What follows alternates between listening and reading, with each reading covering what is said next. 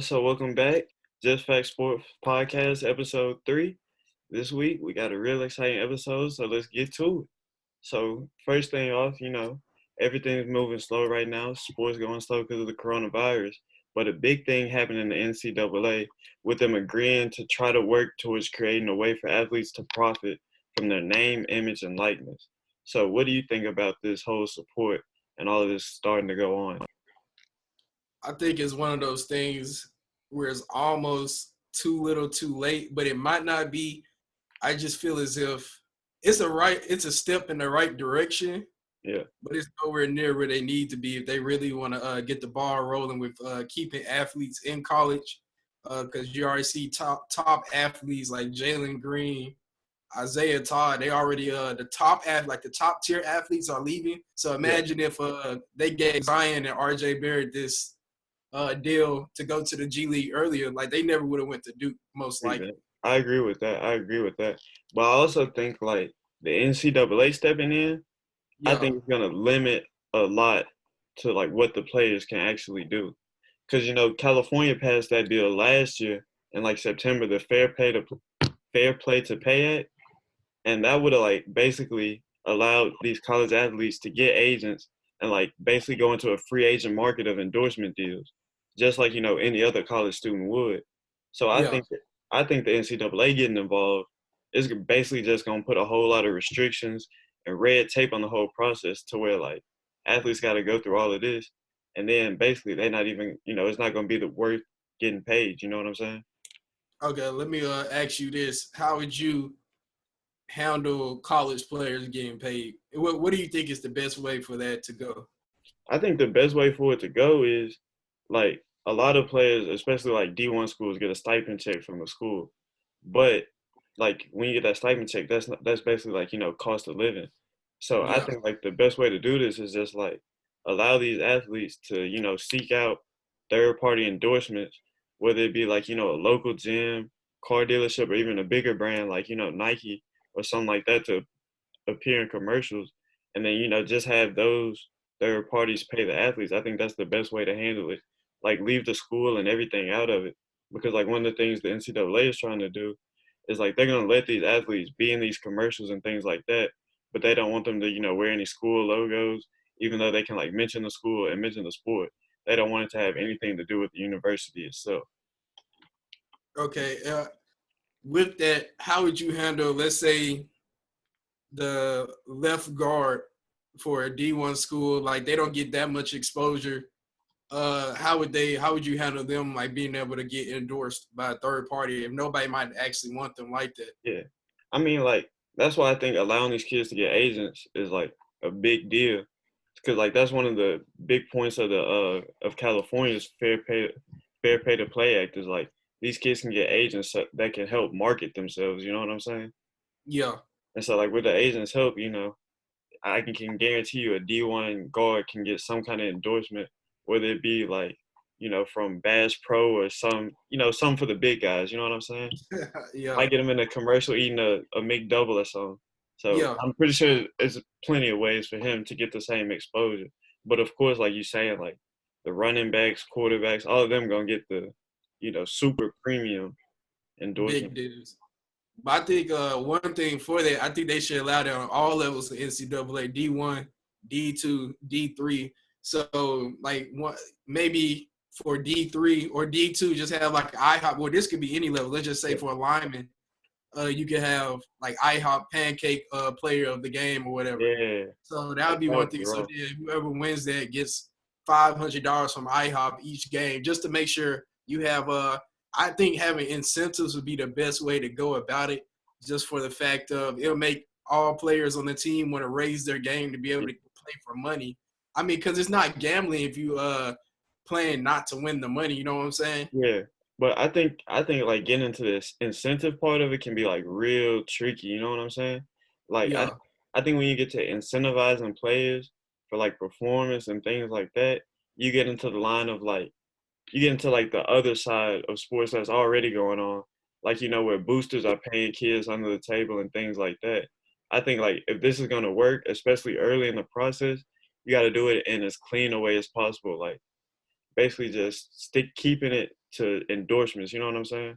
I mean, but you already Like, playing for incentives though. That's the thing. Because you gotta play you gotta perform just to still remain in school and keep your scholarship. I mean, that is also true. That's true. But I just think when you go down the line of incentives, and that's like one of the things the NCAA is trying to like prevent. Like the Big East commissioner was like, one of the things they want to do is prevent boosters and overzealous individuals from using endorsements as a way to like pay for athletic performance or recruiting enticements. Because like the big thing that happened with Mississippi State and Ole Miss, like the bag man, the SI special. Like Yeah. I think like you got to have some form of regulation, but I think it needs to stick to just endorsements and like keep the actual pay of the players out of the play of the players out of it. True. I mean, I see what you're saying.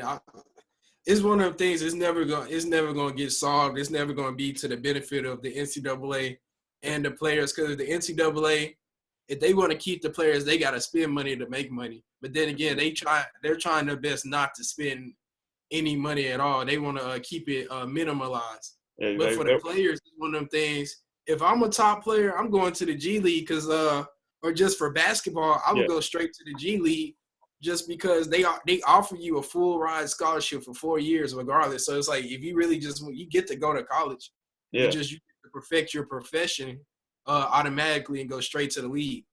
Because I like you said, the NCAA, they want to keep that amateurism like at the top of their beliefs, so that they don't have to pay these players.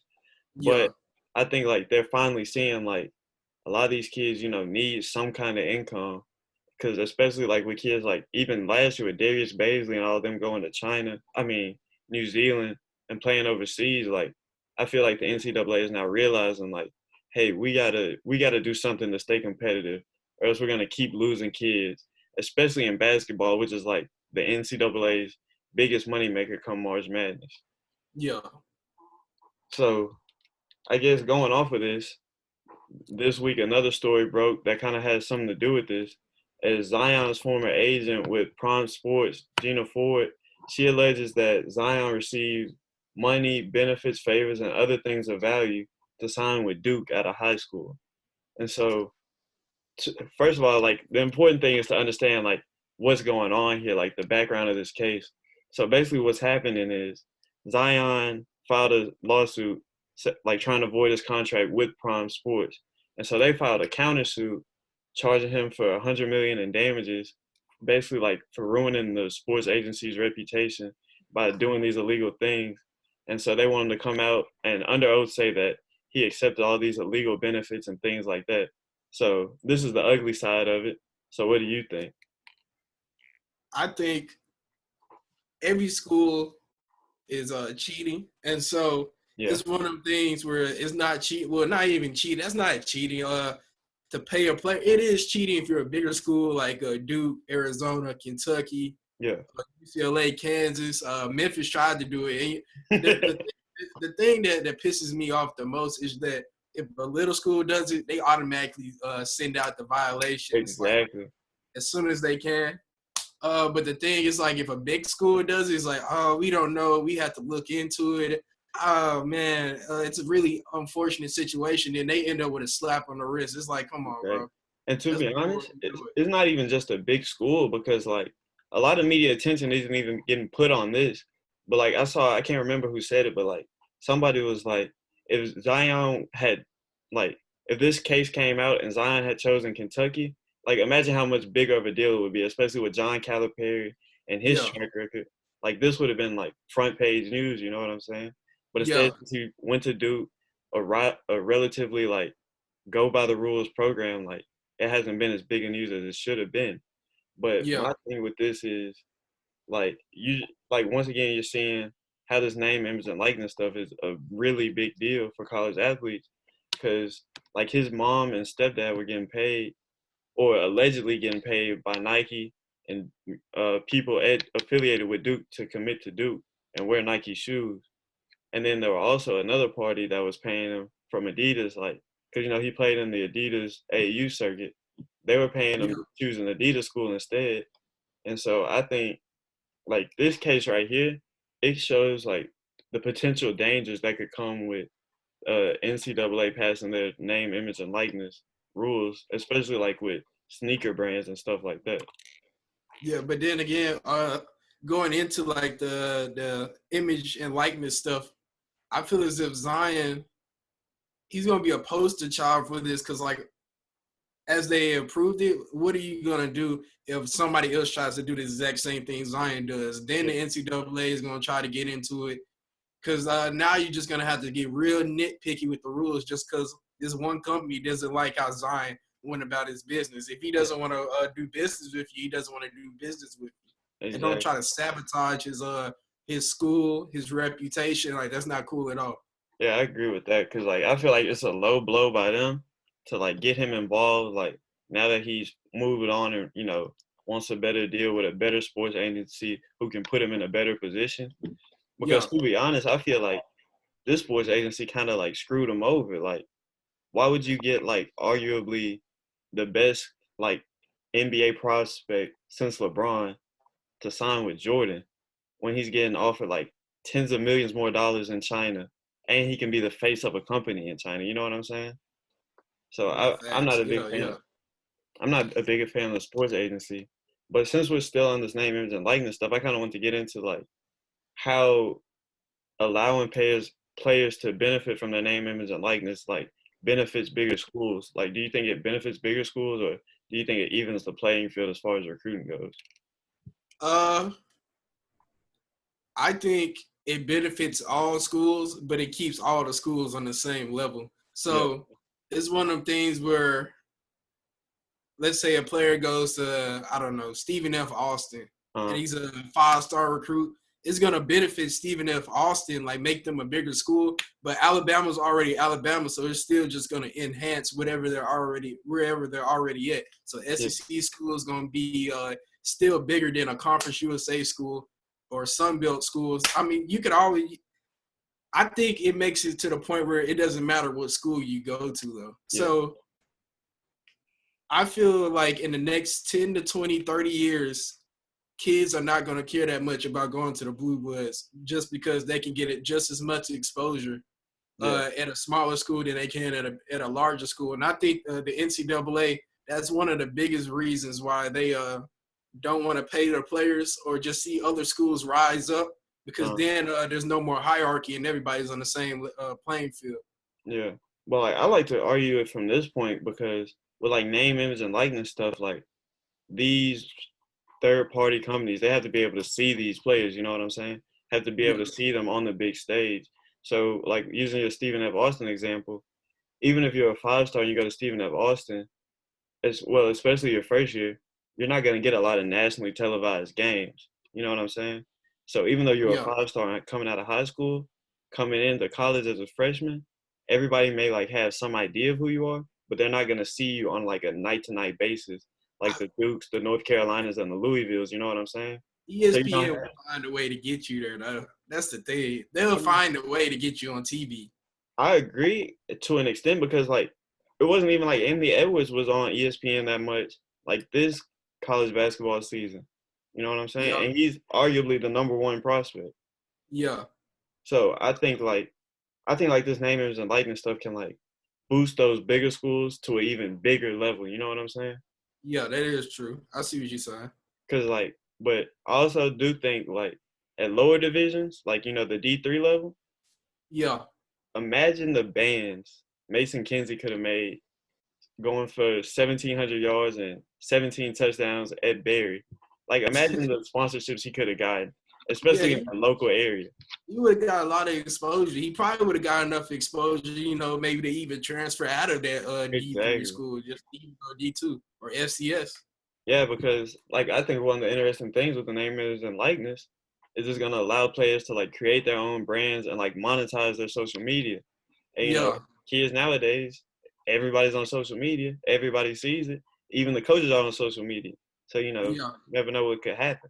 I remember, like, a few years ago, it might have been 2 or 3 years ago, there was a kicker. He either played for Georgia Tech or Florida State. But he was, like, a YouTube sensation, and NCAA made him cut it off just because. Yeah, they didn't try to make him cut it off. He had to choose between football and YouTube, he chose YouTube. Exactly, because I know his like YouTube thing is like destroying. He went to Florida State though, Yeah. so I guess that like wraps up our name, image, and likeness talk. So anyway, moving on. Last night was another episode of the Last Dance documentary on ESPN, and so this episode it focused a lot about like Jordan's emotional state, his competitiveness, but like what it really focused on was him that first retirement in 1993. Yeah. So he retires in 93, you know, just fresh off a three-peat, and he, you know, takes that year off, year and a half off, and plays baseball. So, you know, us two being athletes, especially football, like, you know, we all need that break, especially, you know, you big guys. So I'm gonna let you talk about that for a little bit. Okay, so it's one of them things where you can love a sport as much as you want, but sometimes mentally and physically, you need a break. Like you can't do it 24/7. So it's one of them things where I was interested. I still am interested to see how PJ Walker fares. He played in the XFL in the springtime. Well, it got cut short, but he was gonna go straight from the XFL right into an NFL season, Yeah. even as a backup. Like that's ridiculous to think about to play 24/7. Your body isn't conditioned to take a load for a whole pause. It'll take for a whole for a whole year. It's one of them things where you need to manage your body, and it just mentally after a while, instead of it being something fun that you got to do, it actually feels like a job. So it's one of the things where like that's why other players have hobbies like Alonzo, not McCullum, and Damian Lillard. They like to like rap on the side or whatever. You know, Josh Gordon has other things he likes to do, but it's hey, relax. It's one of them things where it's nice to take a break, and then once you come back, you appreciate it even more.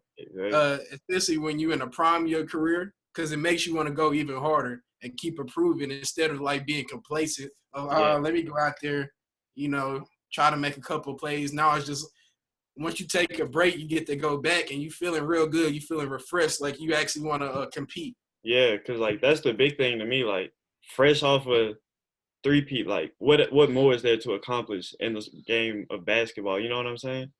And so like I felt like, you know, watching the whole retirement, like it just kept reminding me of like Dennis Rodman taking that trip to Vegas. It's like you just need a break sometimes. Like especially like football, like us, like practice is literally the same thing every day. And then like you play the game Saturday, you come back, practice is the same exact thing. The only thing that changes are the plays you're repping. Like same schedule, same periods, same time, same routine. Like it just gets monotonous to a certain point. And like, so, you know, sometimes you just get bored doing it. But like, I think what was really interesting about it was Jordan literally changed his whole body to play baseball. And like, I don't know how y'all understand this, but that's not an easy task. Like to go from like basketball lean to baseball lean, or just to change your body in any way. Like if Vance wants to lose 50 pounds, that's a hard challenge. If I want to gain 50 pounds, that's a hard challenge. And for Jordan to do that like immediately, that just shows how competitive he is. And then he actually competed in baseball. He wasn't just like some slouch. He batted 200. Exactly. And that's very impressive. After not playing since, what did they say, like middle school? Or something, middle school or high school? 7th grade or no, 11th grade. Yeah, so to pick up a bat and get back to 200, that's very impressive. So I guess, you know, we talked about The Last Dance, Jordan coming out of retirement. No, let's talk. What do you think about Scottie Pippen sitting out that last play? Some people say it's selfish. I would have done the same thing. Bro, why? Because Jordan's gone. I'm the second best player on the team. Period. He was the second best player in that game, though. That's the thing. It doesn't matter. It does matter. It does. Like, think about it. Like, think about, like, right now, the Lakers going to the championship. Well, in the playoffs, LeBron gets hurt. LeBron sits out. LeBron's not there. Yeah, exactly. LeBron's not there. And instead of giving AD the shot, they give it to Alex Caruso. No, don't do that. It's like giving Danny Green the shot, bro. I mean, I guess it's like giving Danny Green the shot. Danny Green is probably gonna hit. He's okay, probably gonna hit. but That's the thing. it's still the optics of the situation because right after the game they're gonna ask you, like, if Pippen played right after the game, they're gonna go up to him and they're gonna be like, "Why was the play not designed for you? Why were you taking the ball out of bounds?" You know what I'm saying? All right. So my thought process in that moment was, if Pippen was in the game, he's probably gonna get double teamed, and the shot would have been even easier for Tony Kukoc. But Yeah. but he ended up making it, so it's whatever. But it's not the fact that Pippen was going to be in the game. Pippen was going to be taking the ball out. So literally, he has no role at all. You can't get double taking the ball. That's a huge role to pass the ball in. Yeah. What do you mean? Oh, okay. Let me rephrase. They're running action to get Tony Kukoc open. There's really only one decision to make, and that's get Tony Kukoc the ball in the high post so he can shoot the European turnaround jump shot. You know what I'm saying? Who was the best playmaker on that team? Best playmaker? Yes, on that team, who was the best playmaker? I would probably say. You got to think about this, bro. It was Scottie Pippen. So if he's throwing the ball up, so let's say Kukoc isn't open. It's like, oh snap, there's somebody open right at the goal. Pippen would have been the playmaker to have the vision and throw the ball in, but he wants to cry. Like, he cried his whole way. Like, was he even happy playing for the Bulls? Can we? I mean, would you be happy if you were making bottom of the NBA salary and you're arguably a top 5 player? Bro, he could sell them 6 rings and get the same thing. He was getting endorsements, so it was one of them things. He was crying. So I understand you crying. I don't like the whole narrative that Scottie Pippen is soft. This man has shown he is a top tier NBA player, NBA legend. When you talk top small forwards all time, Scottie Pippen has to be on that list. And we're not gonna sit up here and act like he was just a Robin to Jordan's Batman, because what do you mean? He was. Scottie Pippen. Why are you making his face? Scottie Pippen was a solid NBA player on his own. He was. He's a Hall of Famer, all-time great, but he was his Robin.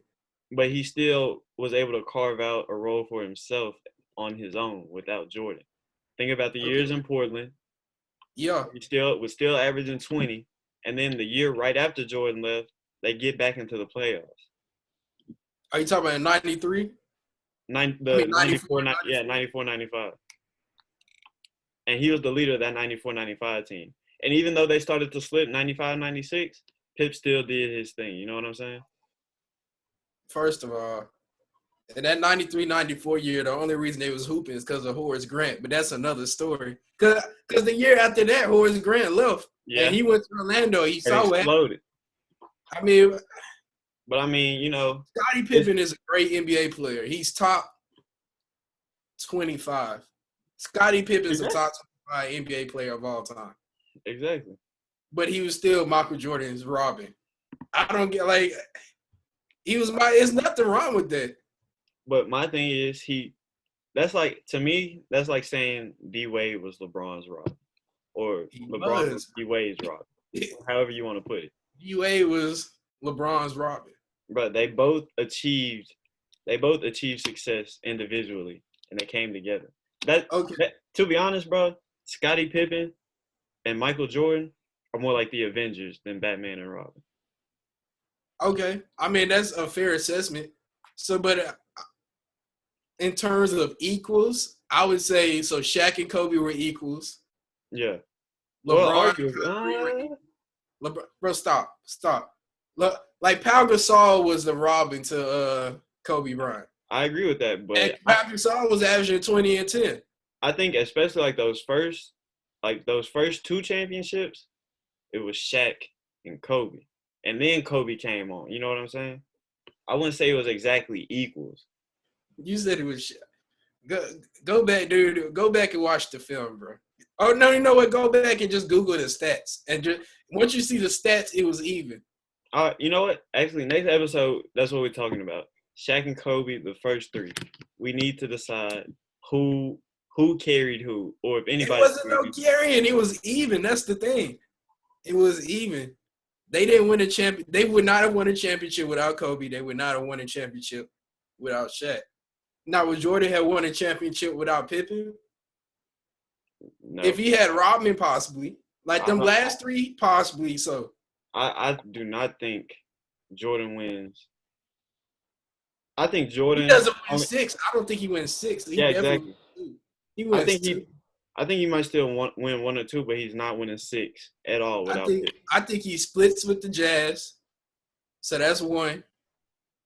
I think And he to be beat. honest, I think there might be some years, especially when the Knicks were coming up, that he doesn't even reach the finals without Pip. He would have beat Portland in the finals. But you still got to realize he has to get to the finals I without know Pip. that. It's just like LeBron was getting to the finals for 8 years in a row by himself almost. Yeah, basically, you're right by itself because the East is LeBron James. Oh my goodness. And Michael Jordan. The East was Michael Jordan in the 90s. No, you can't say that about Mike. The Knicks were booming. Detroit was on the decline, but there was solid competition still. It was solid competition in the East, bro. Yeah, every year he played one hard team every year. Yeah, the Toronto Raptors. The Indiana Pacers. They call it LeBronto for a reason. The Pacers gave him 3 hard years, 2 with Paul George, and one his last year in Cleveland against Oladipo. They went 7 games. Okay, yeah, but also you got to realize those Pacers series were against the Heat, where he had his all-star buddies. So I'm gonna leave that there. But I guess we're gonna move on. Let me ask you this: Jordan or Jordan? You know, I'm not even gonna ask Jordan or LeBron. We just gonna love both players for the greatness that they both have. I respect your decision. I greatly respect your decision because I might have hurt your feelings. But anyway, I mean, my answer is Kobe. That's anyways, you know. I mean, that's my answer too. It's Kobe, then you know, yeah, RP to a legend. But RP. Moving on, we done talked a little bit about competition and retiring, coming out, and so now let's shift our focus to the NFL and talk about 2 big names who remain unsigned in this NFL free agency. And I'm talking Jadeveon Clowney and Cam Newton. And so both these players got different situations. Starting out with Clowney, there's a rift between how much money he wants and how much money NFL teams are willing to pay him. Because he feels like, he's a top end edge rusher, edge player, and he wants that top end money. But teams just aren't willing to give him that because of his injury history, his inconsistency, and his low sack production.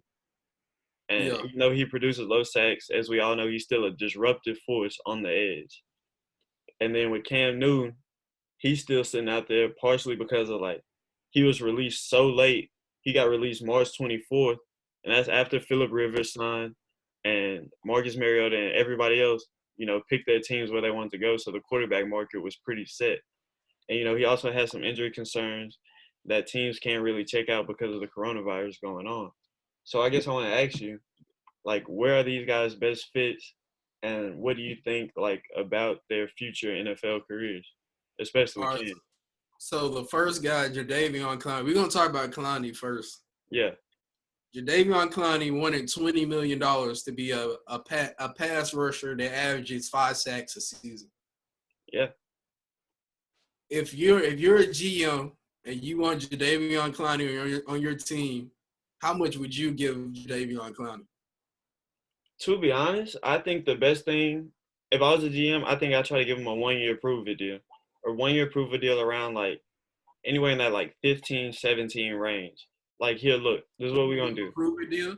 Yeah. I'm going to give you a 15, 17 mil with incentives that can get you up to the 20 million. Probably I'll say 6 sacks, you get the 20. You know what I'm saying? 6 sacks, 16 games, you get the 20.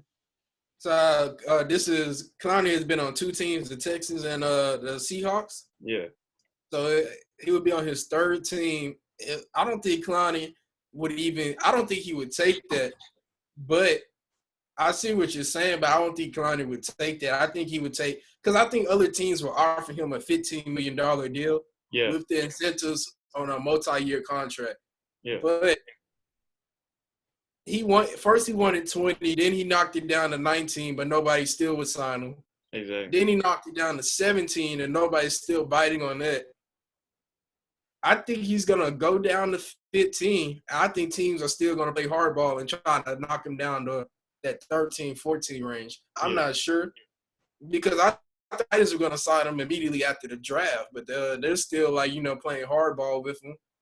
But I would say the two best teams where he fits well is in Tennessee because they needed a pass rusher. If you watch that game against the Kansas City Chiefs, they needed a pass rusher. They probably could have still won that game because they jumped out to early. But Patrick Mahomes is going to be Patrick That's what I Mahomes. was gonna say. Once that Chiefs offense heats up, it's like a microwave. They get going. Yeah. And then I would say the second team would be in Cleveland with the Browns opposite Myles Garrett, wreaking havoc. Because they still have Olivier Vernon, don't they? Yeah, but I feel like if they make that move for Clowney, they're gonna basically release Olivier Vernon because I think he's a $17.5 million cap hit, and like if they basically waive him, they get all of that back. Like so I think if they the thing to look for is to see if they cut Olivier Vernon because then they're probably gonna bring in Clowney because that just frees up some cap space, and especially since Vernon's been underperforming. Clowney is one of those players where you sign him if you think you one piece away. Yeah, exactly. The Titans are one of those teams. Are the Browns one of those teams? I got to see how their offense performs because they have a good defense. They have a solid defensive backfield. They have two good running backs in Kareem Hunt and Nick Chubb. I would give him a 3-year, $15 million deal. No, I would give him a 3-year, started off at 18 mil, but it have it decline each year with more incentives to get up to the 20 mil. So it'd be 18 the first year, 16 the second year. No, it'll be 17 million the second year. So I go up to 35 and then drop it down to 15 on that third year. So I bring it to 3 years, 50 million. And to have it decline, but he has all those incentives, to push it up to possibly 60 million. Yeah.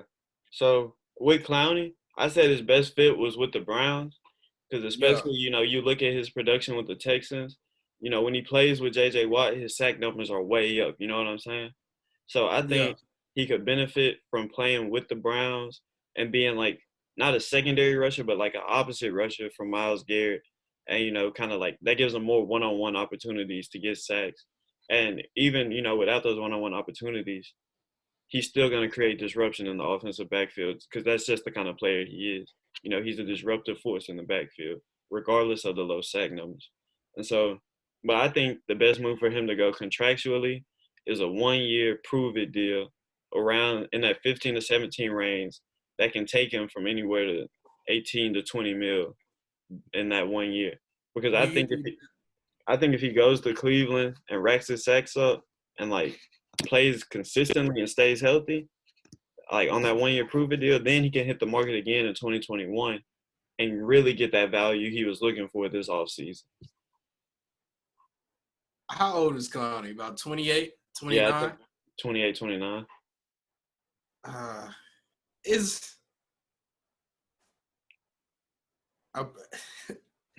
He's in a weird spot. Yeah. I'm not gonna say it was his fault, for getting hurt, or, not bringing the production. Yeah. It's like, is he an amazing player? Yes. Would I give him 20 million? No. Would I give him 19 million? No. Would I give him 17 million? If I really just thought I was one piece away, maybe. Yeah. Because I agree with you on the 20 million because I don't think he's in that like upper echelon of pass rushers, with the Khalil Macks, the Aaron Donalds, those kind of guys. I think he's a tier 2 pass rusher, but he brings a lot of other things to the game. So even though he isn't worth that 20 mil, I still give him, like I said, like that 17 mil. I think that's a good number for him. And even though the league might not think it is, I think it is. All right, so the next guy, Cam Newton. Yeah. I'm going to let you start off with Cam. All right, so Cam, I think the Panthers really screwed him over, man.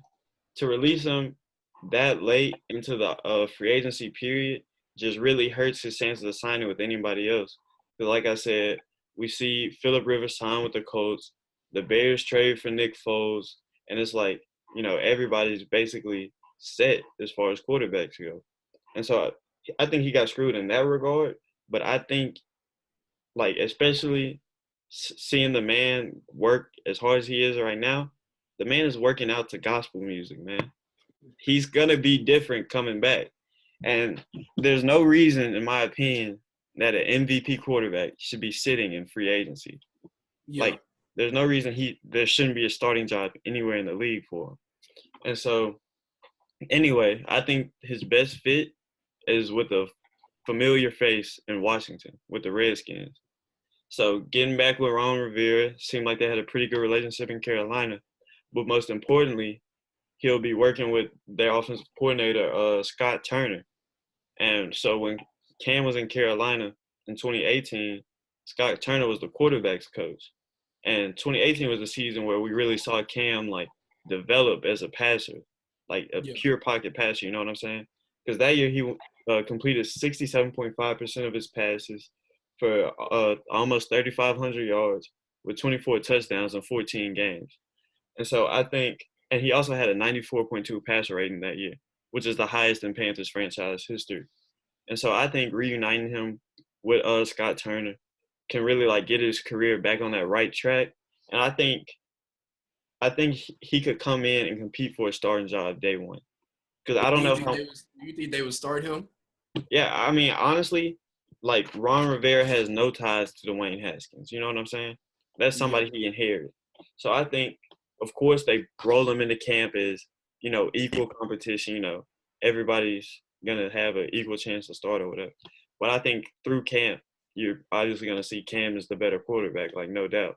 The guy, like I said, has an MVP trophy, took the Panthers to the Super Bowl. You can't deny his talent.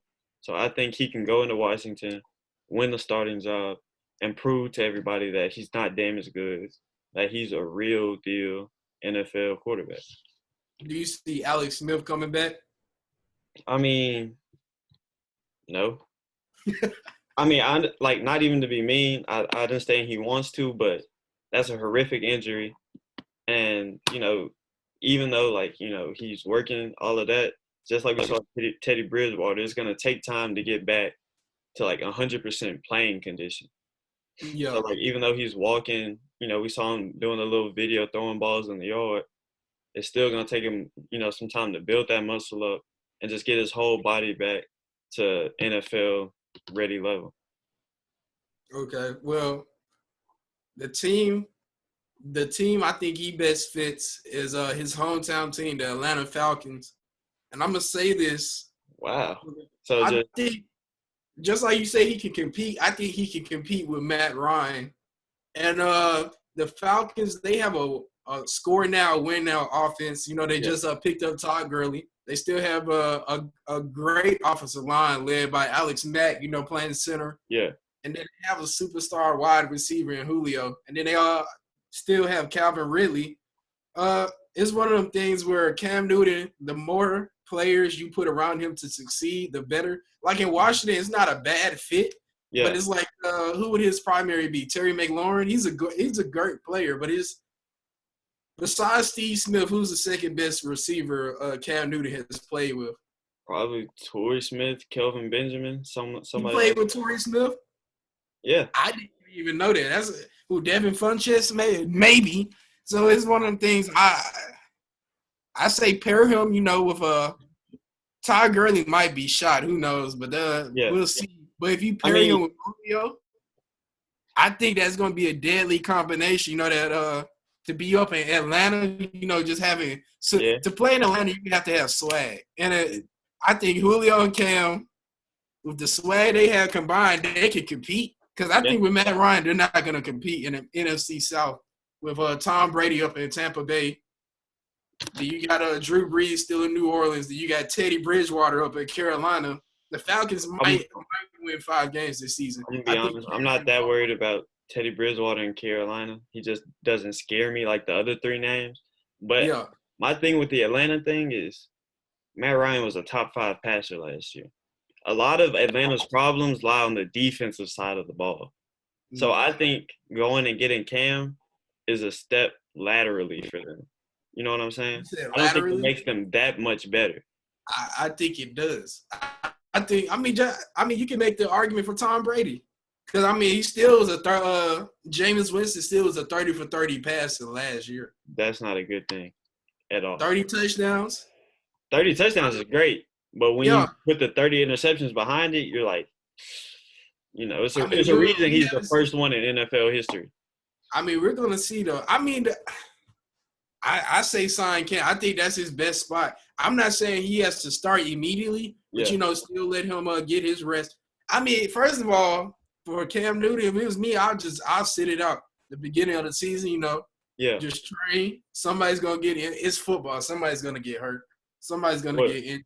or get mono like Sam Darnold did, but we're not gonna speak on. Exactly. And you're gonna be ready to play. And it's one of them things where if you want to be a starter immediately, go to a team with a young quarterback. The Chargers already they drafted Herbert, so you Yeah, can't not really there. Dolphins they drafted two, not I was really about to say, there. to be So it's honest, I thought he was gonna end up signing with the Chargers before, like all the way up until the draft, and they drafted Herbert. Like I saw that as his perfect fit, and then they yeah, me drafted too. Herbert, and So it could be one of them things where if he doesn't want to sit out and wait it out, if it was me, I would go to a team that's win now.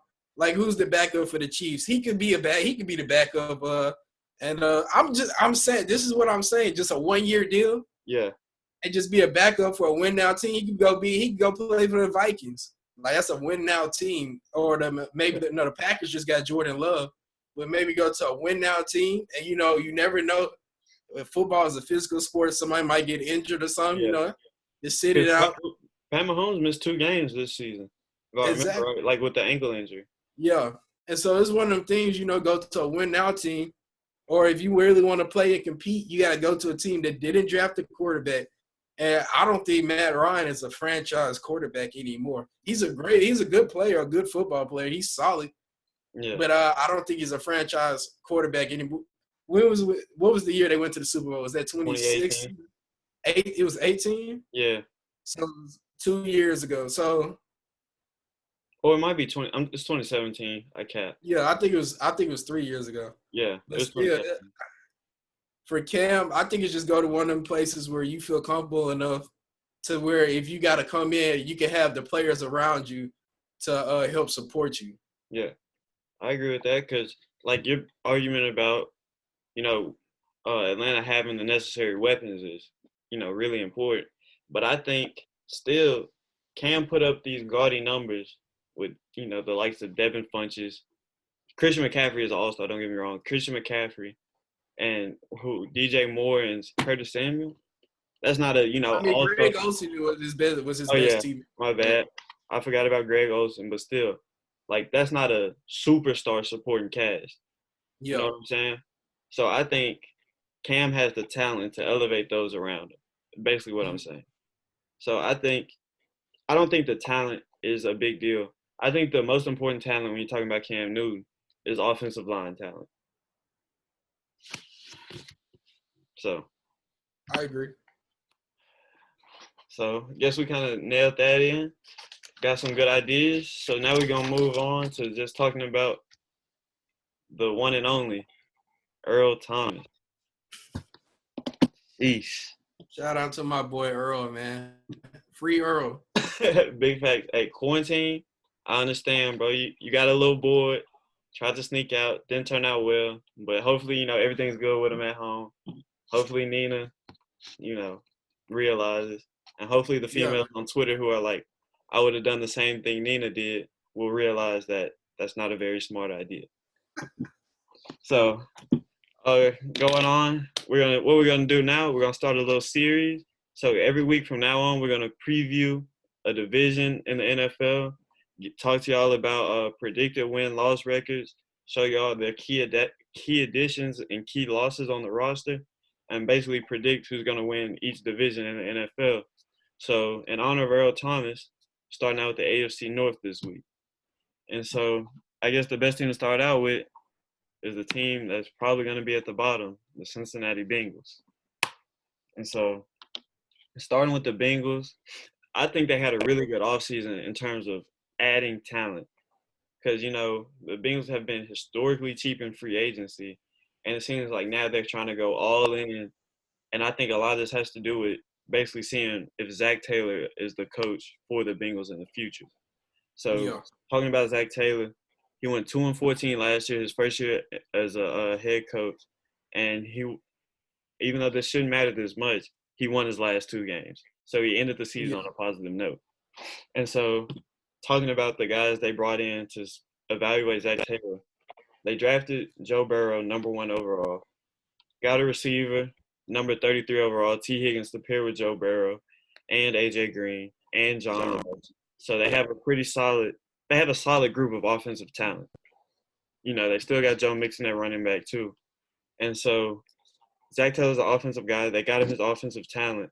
And they also spent a lot of money on the defense this offseason, signing away DJ Rader from the Texans and improving their defensive backfield with adding Von Bell from the Saints and adding the Vikings duo of corners Mackenzie Alexander and Trey Waynes. So what do you think about this upcoming Bengals season? I think the Bengals would definitely improve. Okay. I think it hinges on if AJ Green is a top 5 receiver in the league still, or is he not? Because what injury is he coming off of? I want to say it's like a foot injury. I can't remember exactly. It's some kind of foot ankle injury. All right, so if AJ Green is a top 5 receiver next season, they would go 500 because they have the other weapons there, to keep him from getting double teamed. Yeah. So you got Higgins on one side, Joe Mixon, who's the top 5 back last season, so they can run the ball. Their defense, they struggled, but they improved that. But I still only have them winning 5 games, but a couple of those games would be toss ups. Yeah. But giving Joe Burrow weapons, the offense that he's going to be going to in Cincinnati is almost identical to the one in New Orleans and at LSU. Yeah. I'm going to say 5 wins, just for his first season. But if AJ Green is a top 5 receiver, I'm going to say they win 8 games, maybe 9. If AJ Green is top 5 receiver next season, they go 500. So when I was looking at this, I was like, there's no way they win more than 5 games. I got them going 4-12 next season. A lot of this has to do with not if AJ Green's a top 5 receiver, but is AJ Green going to play 16 games? You know what I'm saying? Yeah. I don't think he's played a 16-game season since 2015, 2016. I can't remember exactly, but I think it's a rookie quarterback. He's going to have his bumps and bruises. And Zach Taylor, he's got a friendly offense. Like we saw how friendly it was for the Rams and oh my God, I just forgot his name. But the Rams and and Jared Goff, we saw how friendly it was for him. So I think it could be very friendly for Joe Burrow too.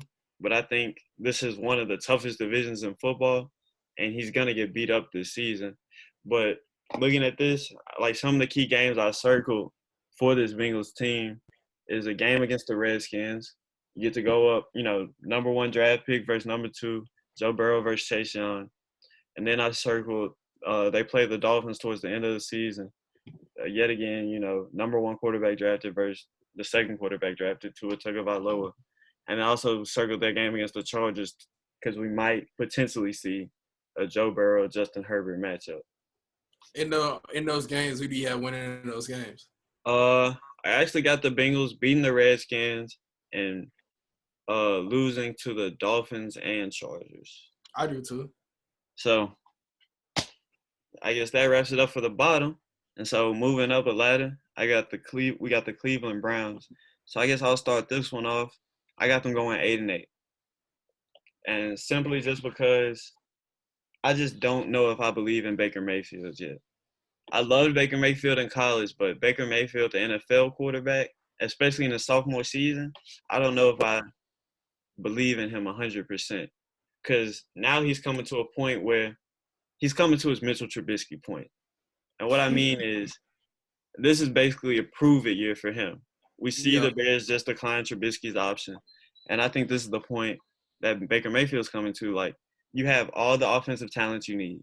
You have 2 top 10 receivers. You got two Pro Bowl running backs. And then even though he got sacked 40 times last year, they just beefed up the O-line, signed Jack Conklin, drafted Jedrick Willis, number 10 overall. Like, what more do you need to be successful in Cleveland? You know what I'm saying? You know who would be good in Cleveland? What? Cam Newton. Cam Newton will be good anywhere, though. True. You know how that goes. But you said 8-8. Yeah, I said 8-8. I'm not too far off there. I got them going 7-9. Uh-huh. And I don't trust Baker Mayfield either. Exactly. Do you think Odell finishes the season in Cleveland? That's a really good question because I get the feeling that he wants to be there. You know what I'm saying? Teamed up with his buddy Jarvis Landry. Seems like him and Baker have a better relationship, and I think like Cleveland is a way for him to like just really focus on football. You know what I'm saying? Like none of the other stuff. Like I'm just here to play football. I can focus up and all of that. But I think that decision really comes down to the Browns front office and Kevin Stefanski and the coaching staff as to whether they think, you know, Odell is needed in Cleveland. But I feel he can be. What did you say? He's needed anywhere he can be. Exactly, because there's no denying the guy is a top receiving talent in the league. And so if I'm the Cleveland Browns, I'm doing everything I can to keep him in Cleveland. I'm not even whispering about potentially trading him. I agree. So for the Browns, the big games I had circled for them was a game against the Jaguars. And even though the Jags are going to be pretty terrible, it seems like Gardner Minshew kind of got that showed he is what Baker Mayfield was supposed to be last season. You know what I'm saying? He kind of captured the NFL, took it by storm. So I think that's going to be a good game as far as just quarterback play. And then I circled a game against the Jets just because the Browns got their first win. They snapped their, losing streak against the Jets. And so, that should be a good game, good revenge game for the Jets, hopefully. So who do you got winning those 2 games? I got the Browns winning both, though. Ooh.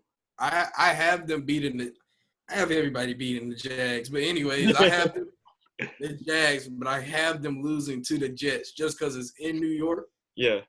And I think Le'Veon, he finally has a season like under his belt, getting his legs back up under him. Uh-huh. I had the Jets beating the Browns. Okay. All right. And so moving on, we got the Steelers. And now the Steelers are a tricky situation because last year they had some injury problems. Big Ben missed a large majority of the season.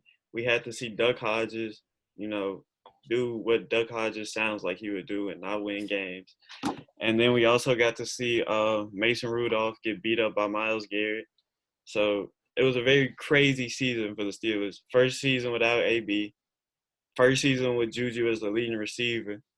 He barely got 600 yards. So I don't think he's the number 1 receiver, but that's a conversation for another day. And so anyway, they added some serious talent on the offensive side of the ball. What they did, they went out, they got Eric Ebron, a touchdown machine 2 years ago. And then they also they drafted Chase Claypool, who could potentially be that number 1 receiver in Pittsburgh because, Pittsburgh kind of has a knack for developing receiver talent. And however, they had some big losses with defensive tackle Javon Hargrave and safety Sean Davis. So I think I have the Steelers going 10-6 next year. And I think a lot of this comes down to Mike Tomlin's going to find a way to win games. Point blank period. Mike Tomlin's going to find a way. He's arguably he's not arguably. He's a top 3 coach in the NFL in my opinion. And he's going to find a way to win games no matter who the 22 that start that game are. And so I think a lot of this comes down to, is Ben Roethlisberger going to stay healthy? And that defensive front 7, because Javon Hargrave is a big piece in terms of clogging those running lanes. And when you have a team that has the number 1 rushing offense in the NFL in your division, you better be able to stop the run, or else you're not going to win many games. So, 10 wins. Yeah, 10 wins. 10 wins. Did you go down that schedule? Yeah. You had the schedule in front of you? Yeah. All right, run down the 10 game. Run down the whole thing. I wanna hear what you say. All right, 10 so wins they're gonna have. I don't have the schedule in like a week by week format. I just got all their home games, all their away games in front of me. Yeah. So I got them winning the series against the Bengals, 2-0 against the Bengals. I got them splitting the series. They're gonna lose at Cincinnati. They're gonna lose at Cincinnati. You think Ben Roethlisberger gonna lose to Joe Burrow? Yes. All right, I'll let you. He might be washed. We don't know, bro. Washed. We do not know. That is because one of our last sightings of Ben Roethlisberger was him throwing 7 picks against the Jags. So yeah, he might be washed. We don't know. Yeah. All right. So next. I got them splitting the series with the Browns, winning at home, losing away. Yeah. I got them losing both games to the Ravens. I got them split. If you can't stop the run, you can't beat the Ravens, man. And they don't have an explosive offense enough to come back from a deficit against the Ravens.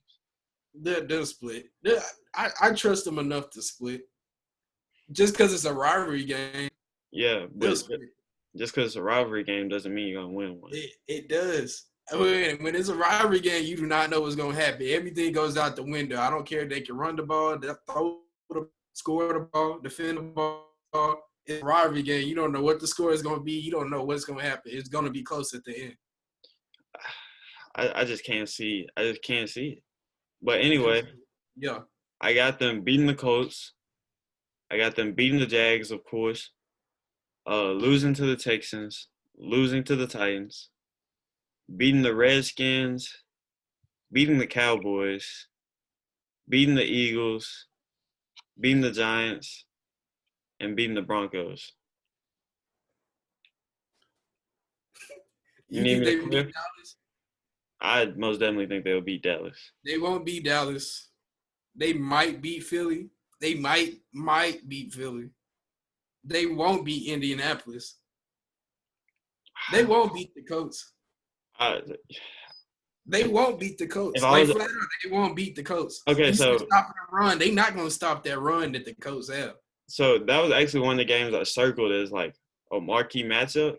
Yeah. Because I feel like that's a game that could go either way. You got Phillip Rivers on one side, you got Big Ben on the other. And if I had to bet, I think I'd take Big Ben over Phillip at this point. It's about the supporting cast. Yeah, but the Colts supporting cast, you got T.Y. Speaking from a passing offense standpoint, you got T.Y. They just lost Eric Ebron. Who else is it? They just drafted a receiver, did they not? The Colts? They just drafted they might have got Michael Pittman. Oh, they did. They did get Michael Pittman. They got Pittman. They might have drafted 2 receivers, if I'm not mistaken. But still, you got to think about it like this: coronavirus going on, training camp hasn't even started yet. Yeah. Phillip Rivers has no chemistry with these guys he's coming into. So of course, Big Ben is going to have the advantage of constituency and all of that. So I think I'm not going to say it's going to be an easy win for Pittsburgh, but I think Pittsburgh's going to take the game. All right, who has the better defense, the Colts or the Steelers? The Colts. Okay, who has the better offense, the Colts or the Steelers? The Steelers. Okay, I have them going 8-8. Okay. And I just don't see them getting 10. Do you have something against Dallas? Maybe you just think they'll beat Dallas. I don't know. Actually, I got a lot of respect for Dallas, but I just think Dallas on the defensive side of the ball just does not impress me at all. So I just think the Steelers offense is going to be able to have their way. And then I also think Mike McCartney, is that really the best I could do with a coach? That's almost hiring.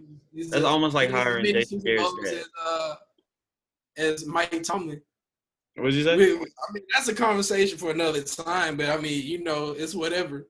He has as many Super Bowls as Mike Tomlin. Yeah, but as far as just success goes with pieces, I would. About the same. It's about the same. It's about the same. But can he rock a visor with a fade like Mike Tomlin and some aviator glasses? I didn't think so. No, it doesn't matter. Um, Mike Tomlin is just a Walmart Kevin Sumlin, bro. Hey, I agree with that. I can most definitely see it. But I think especially when we talk about Mike Tomlin, he's a motivator. He's gonna get guys to play for him. You know what I'm saying? And I just don't think McCartney has that it factor, and I also don't think he's like just aggressive enough in terms of play calling. I don't think Juju's a number one though. I don't think so either. And if he's not number one, Big Ben's gonna get knocked down a lot of times looking for a second and third route. Yeah, but I also think that adding Chase Claypool and adding Eric Ebron, and you still got a consistent running game with James Conner and Samuel. I think, in my opinion, the Steelers offense is gonna look like a lot of run game, a lot of play action game, and especially like a lot of seam game with Eric Ebron. You know what I'm saying? Hey, you think that can get them 10 wins? I most definitely think they can get them 10 wins. It worked for the Patriots. Why can't it work for them? Okay. Okay. All right, and so I guess we're going to the last team in the AFC East, Earl Thomas and the Baltimore Ravens. So I think there's no debate. They're going to win the AFC North this upcoming season, especially coming off AFC Championship. I'm tripping. Especially coming off a season in which they lost in the semifinal to the Titans. I think they addressed a lot of their needs that showed up against the Titans. And so I think they'll be ready to compete because they go out, they sign 2 defensive end pass rush DNs, Calais Campbell and Derek Wolfe. So now they don't have to rely so heavily on the blitzes that ended up hurting them against that Titans game because they would blitz. And then next thing you know, Ryan Tannehill completes a short pass behind the blitz. But then I also think they really improved on the offensive end too. You draft J.K. Dobbins, and you get 2 more like slot type receivers, but who are versatile enough to like handle the sweeps and be deep ball threats, and Devin Duvernay and James Prochet in the draft. So I think the Ravens are gonna build and not only win the NFC North, but I think they're gonna be in the AFC Championship game this upcoming season. I got them going 13-3. Yeah, I had them going 13-3 also, and they were 14-2 last year, so they'll win one less game than last season. But I think they got better, if that makes sense. Yeah. The 3 games I had them losing to was the Kansas City. I had them losing to Philadelphia, and I had them losing at Pittsburgh, splitting with Pittsburgh. You got them losing to Philadelphia? At Philly? I mean, yeah, I do. I mean, it's one of them games. It's gonna be one. Everybody has one off game. Yeah. So their off game, I had them losing at Philly. Then Kansas City. That's gonna be a shootout. Yeah. Probably in the 30s or maybe 40s. Who knows? I think the big thing about the Ravens is Hollywood. He finally has a season under his belt, and he's finally healthy. Like last season, he was hurt. The whole season had nagging injuries, but he's gonna come into this season healthy. He's been training with Lamar and AB, so he's been getting his body right. Okay, he's so ready to go. Speaking of AB, probability that he signs with the Ravens.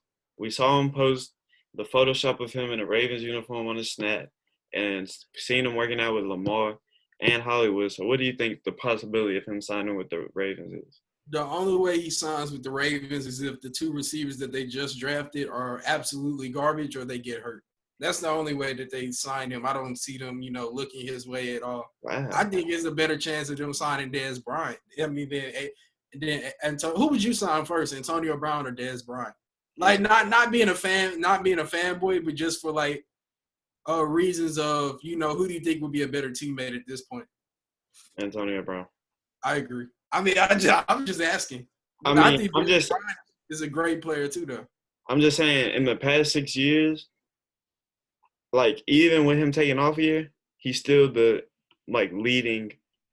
still leads the NFL in reception yards and touchdowns. Yeah. Like you can't deny the guy's talent. And I think a lot of these like questions about his being a good teammate and things like that, I think that's just coming out because like, well, personally, I don't think he's a bad teammate at all.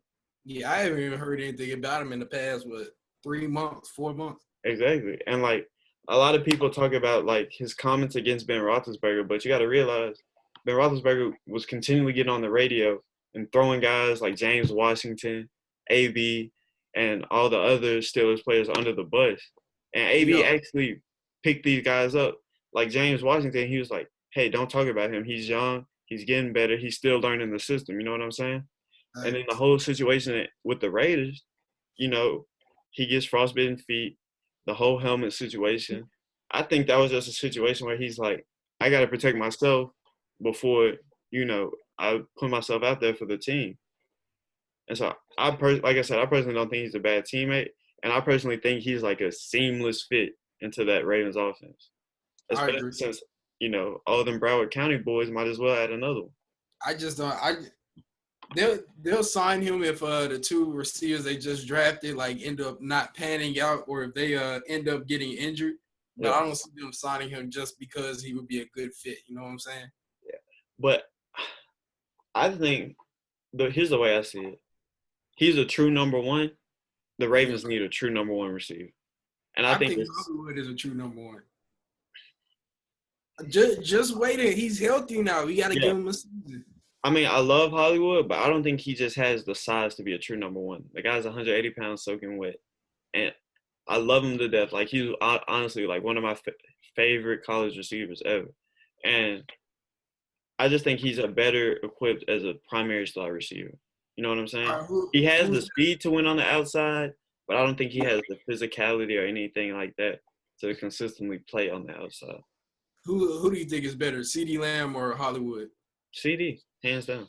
You think so? I know. Now, when I was watching the games when they were playing together in college, I always thought Hollywood was like flat out better. But after seeing CD this past season, I don't know. Because as a Cowboys fan, I hope he ends up being, a Pro Bowl receiver. I mean, the way I see it, like CD is more of a pure receiver than Hollywood, because a lot of like Hollywood's game was taking those little like short rub routes, like those kind of concepts, and taking them long yardage. You know what I'm saying? But I think with CD, you got a guy who can win the whole route tree. He's like a route master in a way. Okay. And not to take away from Hollywood, he has that in his game, but I think CD just does it at a higher level. Like, I see CD as a true number one receiver. However, not knocking Hollywood, but I don't see him as a true number one. Okay. So, I guess, like we said, we got the Ravens, number one, the AFC North. Super Bowl chances for them? No, I don't see it. You don't see it? I'm sorry. They're still one more piece away. And one more piece, what do you think that one more piece is? Because you asked me, I think it's Antonio Brown. I think so, too. If they get AB, they'll win the Super Bowl. If they get a superstar in defense, they'll win the Super Bowl. Another superstar? I think if anything, they need to upgrade the linebackers. Because that linebacker unit. It's not Patrick Queen. Oh, I forgot about Patrick Queen, but I still think some help on the outside would go a long way. Marcus Peters is so iffy. It's just like either he's the best player in the game on the defense or he's the worst player on the defense. I agree. Like between. I mean, they need somebody that's going to be like they can pick up Logan Ryan or there's another safety out there. I can't think of his name, but like a Logan Ryan type of player would be nice for them. I actually like that, and like plop him in at the nickel corner position because like that's his specialty. That's where he makes his bread. Because you already got Marlon Humphrey and Marcus Peters on the outside, and even though Marcus Peters can be wishy-washy, when he turns it on, he's on. You know what I'm saying?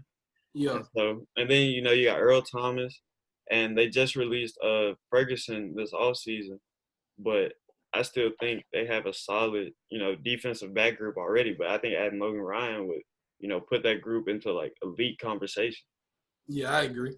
Almost the boon on one piece away from being Super Bowl like favorite. They're already like AFC. it's just the Chiefs are like so far above Yeah, everybody else.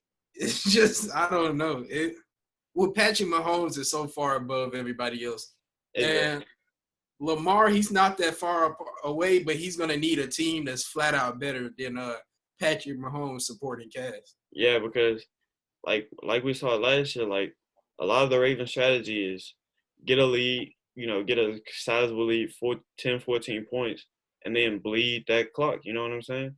But you Yeah, can't do that against Pat Mahomes and that microwave offense because, as we saw in last year's playoff, no lead is safe against them. but it was down by 30 against the Texans, down by 17 against the Titans, down by 14 against the 49ers. In the third quarter. Yeah, so So, yeah. And I think the Chiefs got better, but I think the Ravens also got better. So I think it's just gonna be like I think when they play again, it could have those Chief Ram. I think it could be a Chief Ram type game from I think the 2 years ago. Titans would still beat the Ravens right now as is. Yeah, I to be honest, I got the Titans beating them in the regular season. Fair enough. So, but anyway, I guess that wraps up this week's episode. We appreciate y'all tuning in with us, and so make sure you subscribe to the channel and comment below like any questions y'all have, anything y'all want us to talk about, and even comment like what division in the NFL y'all want to see us cover next. So thanks for watching, and y'all be safe out here.